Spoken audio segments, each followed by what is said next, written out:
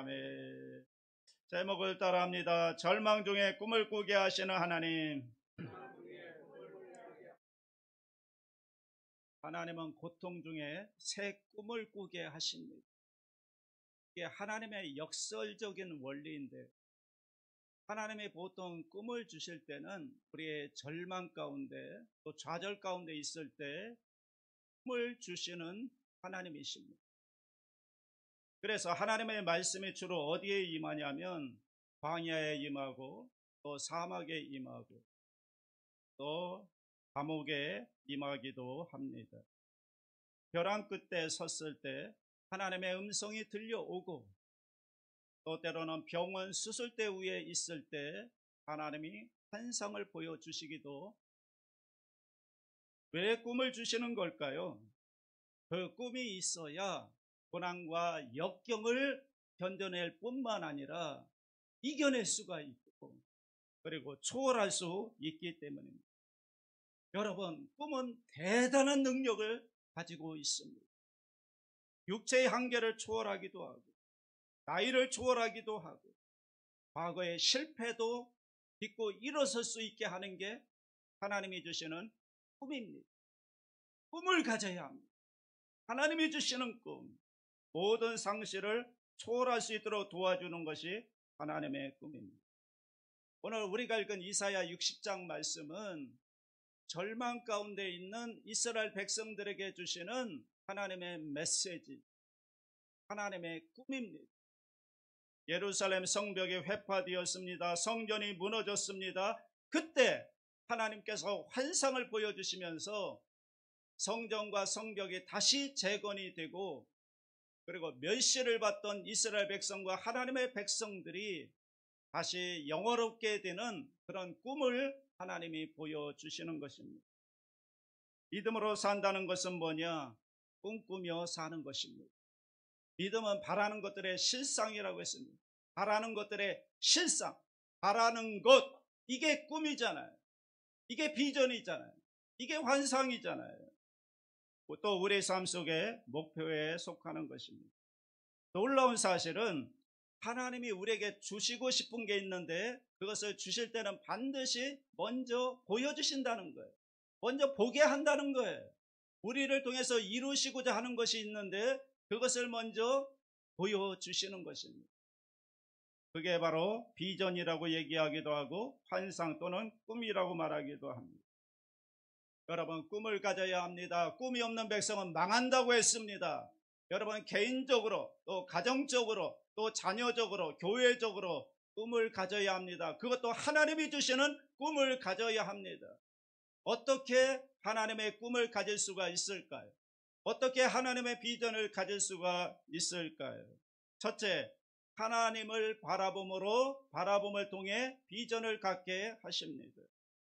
이사야 60장 4절 다 같이 합니다. 내 눈을 들어 사방을 보라. 무리가 다 모여 네게로 오느니라. 네 아들들은 먼 곳에서 오겠고 네 딸들은 안겨 올 것이다. 내 눈을 들어 사방을 보라. 보라. 여러분, 보는 게 대단히 중요합니다. 우리의 시각이 중요합니다. 여러분, 우리가 땅을 바라보거나 환경을 바라보면 낙심이 되죠. 그런데 하나님을 바라보라는 것입니다.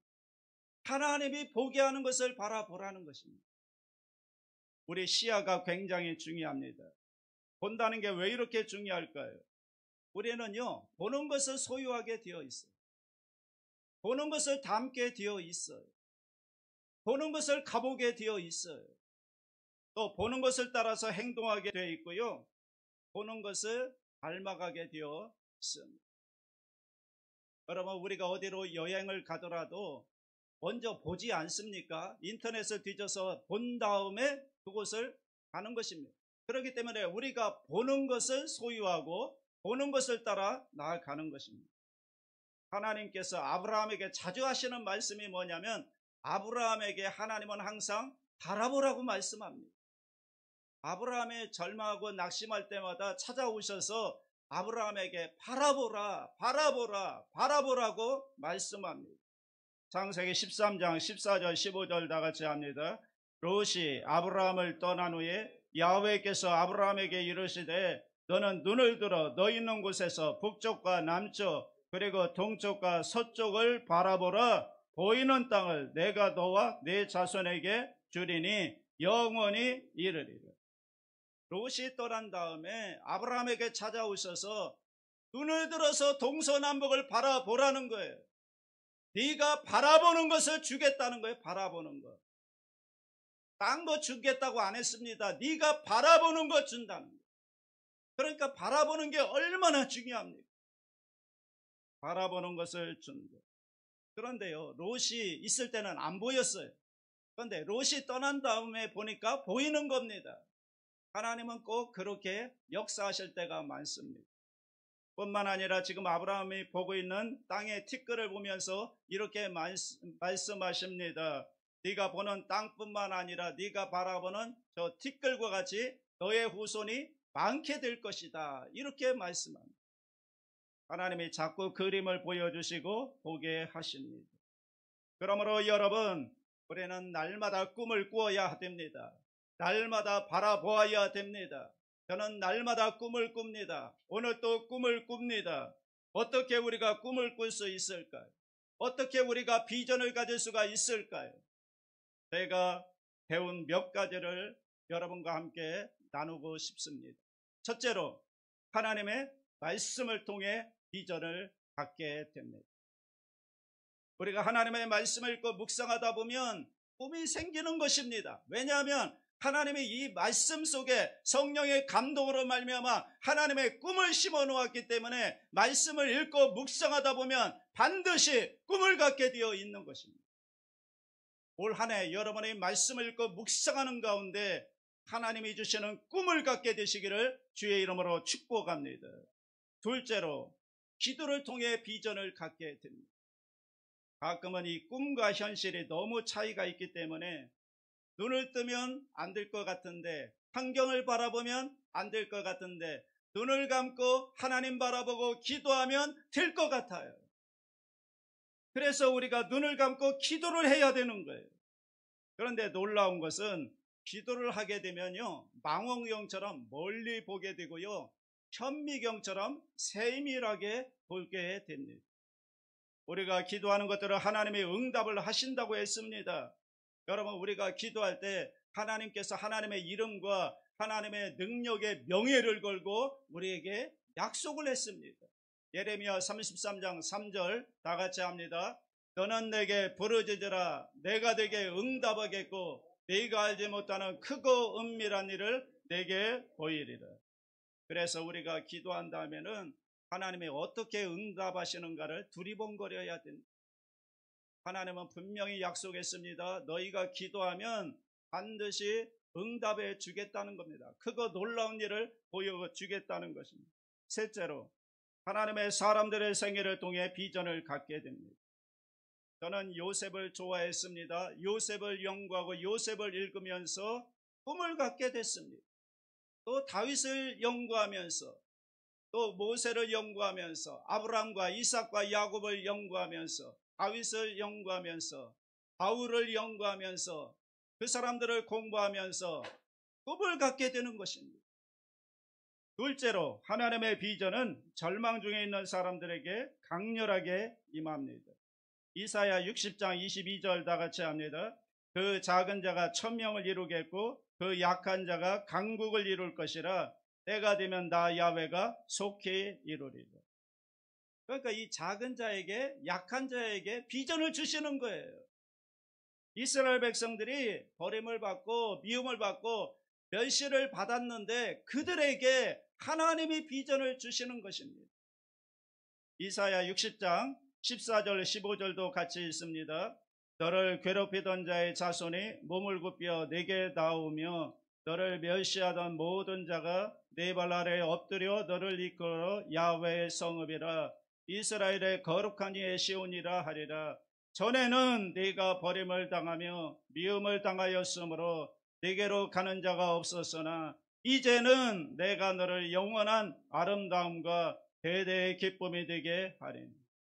자, 전에는 버림도 당하고 미움도 당하고 멸시도 당하였지만 이제는 이라는 게 있는 거예요. 이런 우리 생애 가운데 이제는 이라는 게 있는 거예요. 이런 비전을 보면서 가슴이 뛰는 겁니다. 전에는 멸시를 당하고 버림을 당하였지만 이제는 하나님이 꿈을 주시는 거죠. 이제는 이사야 60장 5절 다 같이 합니다. 그때 네가 보고 기쁜 빛을 내며 내 마음이 놀라고 또 화창하리니 이는 바다의 부가 네게로 돌아오며 이방 나라들의 재물이 네게로 옴이라. 이제는 기쁨이 넘치는 것. 자, 그럼 어떤 비전을 가지라는 얘기인가? 하나님은 우리가 꿈을 꾸고 비전을 갖기를 원하는데 어떤 비전, 어떤 꿈을 가지라는 얘기인가? 첫째, 수많은 사람들이 찾아오는 비전을 가지라는. 이사야 60장 4절 다 같이 합니다. 내 눈을 들어 사방을 보라. 무리가 다 모여 네게로 오느니라. 네 아들들은 먼 곳에서 오겠고 네 딸들은 안기어 올 것이라. 수많은 사람들이 찾아오는 비전을 보라는 것입니다. 이게 번영이잖아요. 여러분, 사업을 하든 아니면 음식 장사를 하든 아니면 병원을 하든 학원을 하든 수많은 사람들이 찾아와서 고침을 받고 맛있는 음식을 먹고 또 배우기도 하는 그런 꿈과 환상과 비전을 가지라는 것입니다. 사업을 하든 목회를 하든 그런 환상을 가져야 됩니다. 처음에는 좀 황당할 수가 있습니다. 저도 담임 목회를 시작하면서 시작할 때 그런 환상을 가졌습니다. 하나님, 사람들이 구름대같이 모여들게 하여 주시옵소서. 그런데 파리 때도 오지 않았습니다. 그런데 보세요, 여러분. 구름대와 같이 몰려오게 해달라고 기도했는데 현실은 아니지만 이게 중요한 거예요.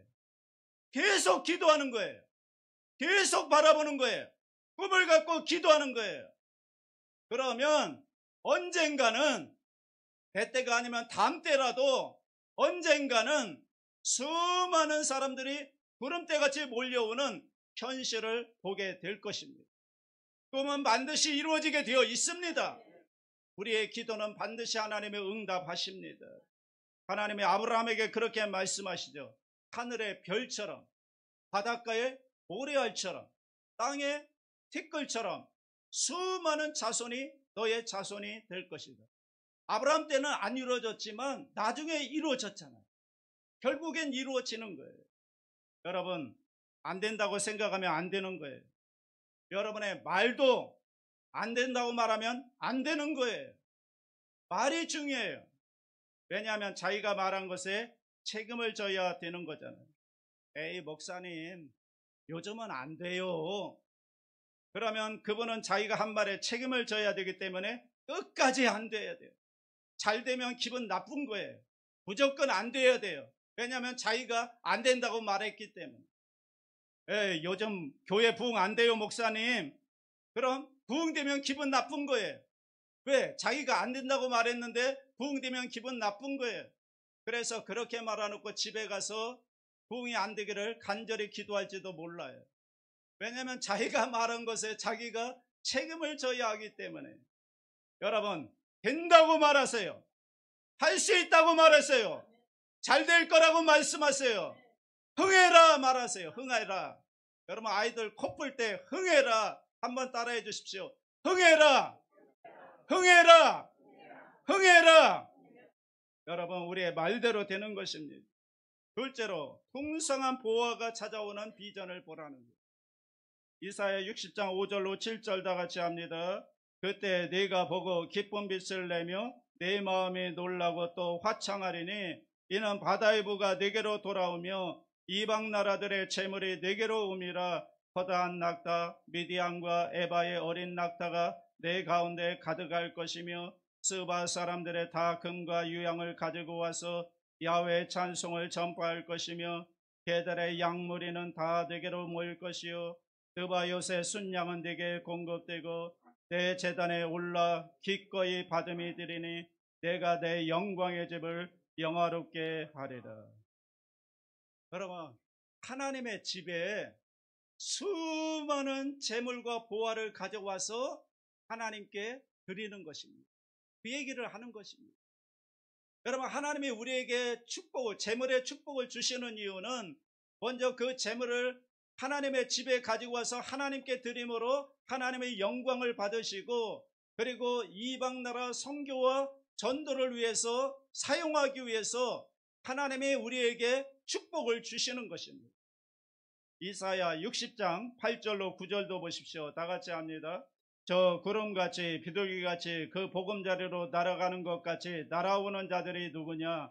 그 섬들이 나를 앙망하고 다시스의 배들이 먼저 이르되 먼 곳에서 네 자손과 그들의 은금을 아울러 싣고 와서 네 하나님 야훼 이름에 드리려 하며 이스라엘의 거룩한 이에게 드리려 하는 자들이라. 이는 내가 너를 영화롭게 하였습니다. 하나님께서 교회를 영화롭게 하는 거예요. 하나님께서 여러분을 영화롭게 하셔가지고 하나님의 영광을 받으시는 거예요. 보세요. 하나님이 여러분에게 재물의 축복을 주셔서 그걸 가지고 와서 하나님께 드리는 거예요. 하나님께 드림으로 하나님의 영광을 받으시고, 그리고 그 재물을 통해서 이방 나라 선교와 전도에 귀하게 사용하는 것입니다. 그런데 여러분, 궁금한 게 있을 겁니다. 여기 재물들이 오는데 어떻게 재물을 좀 얻을 수 있을까? 어떻게 재물을 좀 얻을 수 있을까? 성경에 나와 있습니다. 그런데 우리가 기억해야 될 것은 하나님이 우리에게 재물을 주시기 전에 반드시 고난을 통과하게 하신다는 것입니다. 왜냐하면 고난을 통과하지 않고 재물을 얻게 되면 그 재물이 독이 됩니다. 하나님을 떠납니다. 그래서 하나님께서 우리의 삶 속에 고난을 통과한 다음에 재물보다 하나님을 의지하게 만든 다음에 재물을 부어주셔서 그것을 흔들리지 않게 사용할 수 있게 되는 것입니다. 저는 신학교 다니면서 놀란 게 뭐냐면 신학생들은 왜 그렇게 다 가난한 겁니까? 나를 비롯해서 신학생들은 다 가난해요. 왜 그럴까? 주의 종인데 왜 이렇게 다 가난할까? 생각해 보니까요, 하나님께서 그렇게 만드시는 것 같아요. 그래서 여러분 이사야를 보세요. 이사야 또 엘리야를 보세요. 얼마나 가난한지 까마귀들이 먹여주는 거예요. 얼마나 가난했습니까? 여러분, 철저하게 하나님을 의지하게 만든 다음에 고난을 통과한 다음에 그때 재물을 주면 이 사람은 하나님을 떠나지 않습니다. 그런데 고난 없이 재물이 주어지잖아요. 자기의 자긍심이 있기 때문에 하나님을 떠나고 재물을 더 의지할 수가 있게 되는 것입니다. 그래서 하나님의 재물을 주실 때는 고난을 반드시 통과하신 다음에 재물을 주면 이 사람이 흔들리지 않고 하나님을 의지하고 하나님 중심으로 재물을 사용할 수가 있게 되는 것입니다. 그럼 어떻게 하면 하나님의 재물을 주실까? 어떻게 하면 여러분의 재물의 복을 받을 수 있을까? 몇 가지 말씀드립니다. 잘 들으시고 기억하시고 이 말씀대로 살아서 올해 놀라운 재물의 축복을 받으시기를 주의 이름으로 축복합니다. 첫째, 축복의 통로가 되기 위해서 재물을 주신다. 신명기 8장 18절 다 같이 합니다. 네 하나님 야훼를 기억하라. 그가 네게 재물 얻을 능력을 주셨음이라. 이같이 하시면 네 조상들에게 맹세하신 언약을 오늘과 같이 이루려 하심입니다. 여기 보면 네 조상들에게 맹세하신 언약, 이게 아브라함의 언약을 말씀하는 건데요, 아브라함에게 주신 언약이 축복의 통로가 되는 거잖아요. 너로 말미암아 만민이 복을 받을 것이라. 너 혼자 잘 먹고 잘 사는 게 아니라 너희가 너에게 축복을 주신 것은 축복의 통로가 되라고 주는 것입니다. 나로 말미암아 만민이 복을 받게 하는, 그러기 위해서 재물 얻을 능력을 주셨다는 것입니다. 둘째로 하나님의 말씀에 순종함으로 복을 받으십시오. 신명기 28장에 보면 순종하라는 거예요. 말씀에 순종하라는 거예요. 그러면 복이 따라온다는 거예요. 여러분이 돈을 따라가면 안 돼요. 돈은 날아가거든요. 따라갈 수가 없어요. 돈이 여러분을 따라오도록 만들어야 돼요. 그러려면 하나님 말씀에 순종하라는, 간단해요. 신명기 28장 읽어보세요. 하나님 말씀에 순종하면 복이 따라오게 되어 있다는 거예요. 그래서 가장 중요한 하나님의 말씀은 주일성수하는 거예요. 주일성수. 셋째로 하나님께 지혜와 지식을 구함으로 복을 받으라는 거예요. 여러분, 하나님이 주시는 지혜와 지식이 복을 받게 하는 것입니다. 잠언 24장 3절로 4절 다 같이 합니다. 집은 지혜로 말미암아 건축되고 명철로 말미암아 견고하게 되며 또 방들은 지식으로 말미암아 각종 귀하고 아름다운 보배로 채우게 되느니라. 지혜와 지식이 있으면 여러분 재물이 따라오는 것입니다. 넷째로 좋은 만남을 통해 복을 받으십시오. 여러분, 좋은 만남 속에 복이 담겨져 있습니다. 여러분, 사람이 복을 가져다 주는 거예요. 사람이. 그래서 좋은 만남을 가지면 복이 따라오게 되어 있는 것입니다. 자, 룻이라는 여인 아죠. 룻과 나오미에서 룻이라는 여인, 남편을 잃고 젊은 나이에 과부가 됐잖아요. 그런데 보아스를 만남으로 복된 삶을 산 거예요. 좋은 만남이 복을 가져오는 것입니다. 여러분, 제가 부자 되는 법을 알려드릴까요? 여러분의 부자가 되는 법, 자녀들의 부자가 되는 법은 부자와 결혼하면 돼요. 그렇지 않습니까? 부자와 결혼하면 부자 되는 겁니다. 특별히 예수 잘 믿고 부자와 결혼하게 되면 이 만남의 축복을 통해 부자가 되는 거예요. 여러분, 저와 여러분은 하나님과 결혼한 사람들인 줄 믿습니다. 하나님은 부자예요. 그러므로 여러분은 다 부자인 것입니다. 부자의 복을 받았습니다. 다섯째, 하나님의 나라와 의를 구함으로 복을 받으십시오. 이게 제일 처음이자 마지막으로 제일 중요한 것입니다. 마태복음 6장 33절 다 같이 합니다. 그런즉 너희는 먼저 그의 나라와 그의 의를 구하라. 그리하면 이 모든 것을 너희에게 더하시리라. 하나님의 나라와 의를 먼저 구하면 이 모든 것 더해주겠다는 거예요. 하나님의 약속인 거예요. 그러니까 여러분, 우리가 하나님 앞에 먼저 돈을 구하지 말고 먼저 하나님을 구하고 하나님의 사명을 구할 때 하나님께서 이 모든 것을 더해 주시겠다는 것입니다. 솔로몬의 1000번제를 드렸습니다.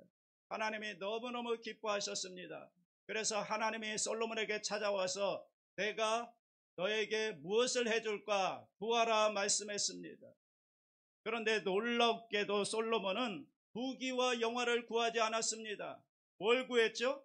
자기에게 맡겨진 사명, 백성들을 재판할 때 잘할 수 있도록 지혜와 지식을 구했던 거예요. 그랬더니 하나님이 말씀하시죠. 내가 지혜와 지식뿐만 아니라 네가 구하지 않은 부와 재물을 주겠다. 역대하 1장 12절 보십시오. 그러므로 내가 네게 지혜와 지식을 주고 부와 재물과 영광도 주리니. 열왕기상 3장 13절에 보면 내가 또 네가 구하지 아니한 부귀와 영광도 네게 주노니. 그러니까 하나님의 나라와 의를 먼저 구한 거예요. 그랬더니 구하지 아니한 부와 영광과 재물도 주신 것입니다. 하나님께서 더해 주시거나 곱해 주십니다. 여러분, 여러분의 교회에 와서 드림의 시간이 중요합니다. 예배는요, 설교만 듣는 게 예배가 아닌 거예요. 진정한 예배는 뭐냐면 하나님께 드리는 거예요. 하나님께 여러분이 찬송을 드리고 기도를 드리고 물질을 드리고 여러분의 생애 전체를 삶을 하나님께 드리는 게 그게 예배인 거예요. 이 드림을 잘하면요 놀라운 축복을 받는 것입니다. 여러분, 오병이어의 기적을 조금만 상상해 보시라고. 어린 소년의 손에 있던 그 오병이어는 그냥 오병이어예요. 보리떡 5개와 물고기 2마리라고 해요. 제자들의 손에 옮겨졌습니다. 제자들의 손에 있을 때에도 그냥 오병이어예요. 그런데 그것이 예수님께 드려지니까 뭐가 됩니까? 5,000명이 먹고도 12광주리가 낳는 놀라운 일이 벌어지는 거예요. 여러분, 사르밧 과부의 손에 있는 떡 한 조각은 그냥 떡 한 조각이에요. 그런데 엘리야를 통해서 하나님께 드려지니까 3년 6개월 동안 하나님이 더해 주시고 곱해 주시고 넘치게 부어 주시는 거잖아요. 하나님께 드리는 게 중요한 거예요. 하나님께. 내가 가지고 있으면 그냥 그거예요. 그런데 하나님께 먼저 드리면 곱해 주시고 더해 주시는 거예요. 여러분, 작은 것도 하나님의 손에 올려지면 달라집니다. 여러분이 가지고 있는 물질이나 재능이나 그거 여러분이 가지고 있으면 그냥 그거예요. 그런데 하나님 손에 드려지면 놀라운 역사가 일어나는 것입니다. 여러분 가운데 구제와 선교를 여러분은 개인적으로 하시는 분들이 있는데, 여러분 개인적으로 하는 것보다는 교회에 드려서 하나님 손에 올려드려서 하나님을 통해서 하는 게 더 큰 놀라운 역사가 있다는 사실을 아셔야 됩니다. 그럼 왜 예수님의 손에 올려진 다음에 나누어지는 게 도움이 되는가? 한옥 목사님이 쓴 하나님의 경영이라는 책에 보니까 이렇게 말씀하시더라고요. 세상의 구제는 사람이 사람에게 베푸는 것이다. 이럴 경우 자칫 잘못하면 주는 쪽은 우월감을 느끼기 쉽고 받는 쪽은 비참한 기분을 느끼기 쉽다. 그러나 하나님의 나눗셈은 전혀 다른 방식으로 작용한다.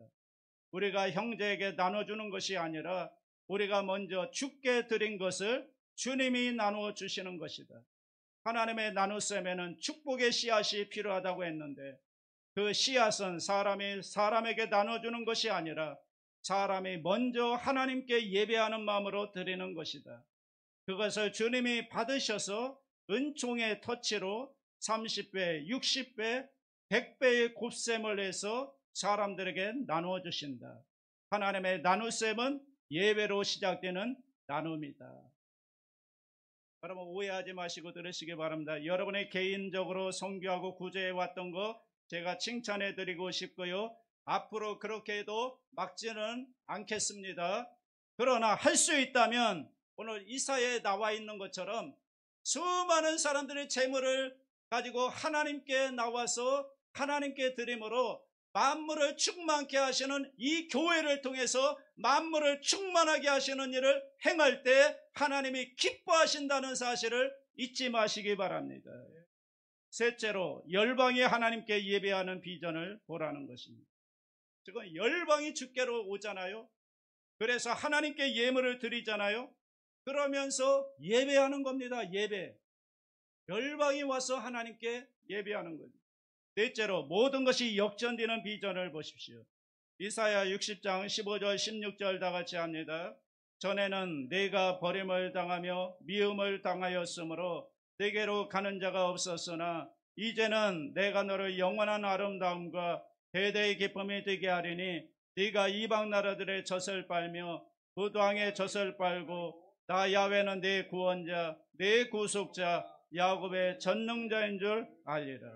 이게 하나님의 역전의 드라마를 만들어 가는 것입니다. 전에는 미움을 당하고 멸시를 당하고 버림을 당하였지만 이제는 하나님이 축복하시는 것입니다. 여러분, 이렇게 고백해 보시기 바랍니다. 저를 따라 고백해 보시기 바랍니다. 이제는 축복의 시작입니다. 이제는 기적의 시작입니다. 이제는 형통의 시작입니다. 이제는 번영의 시작입니다. 이제는 풍성한 나눔의 시작입니다. 이제는 아름다운 섬김의 시작입니다. 여러분, 고백하시기 바랍니다. 선포하시기 바랍니다. 당장 이루어지지 않아도 좋아요. 계속 믿음으로 선포하고 기도하면 반드시 이루어지는 것입니다. 여러분, 인생은 말대로 되는 것입니다. 인생은 꿈대로 되는 것입니다.